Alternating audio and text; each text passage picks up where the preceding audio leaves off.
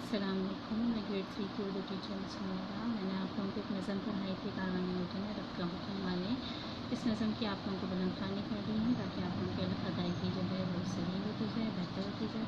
साथ ही साथ मैंने आप लोगों को कुछ मशक़ें करवाई थी। उसी दफ़ा हमने हल और बनाया कि हम आवाज़ अल्फाज लिखे थे। इस दफ़ा हम लिखे टूटे और जमा के।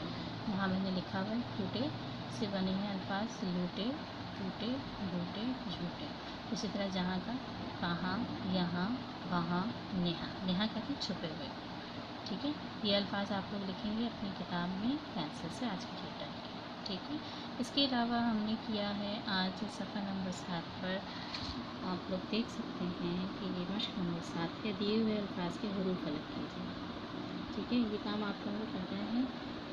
आधी अशकाल से आप लोगों को बताना है खा अलिफ, हा अलिफ नून अलिफ, हा वाव लाम, स मीम ये नून, मीम अलिफ लाम काफ, हे अलिफ काफ मीम।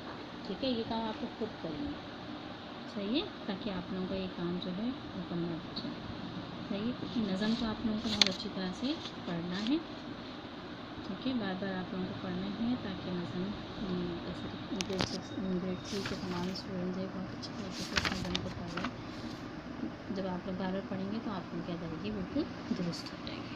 ठीक है, जज़ाकल्लाह खैर।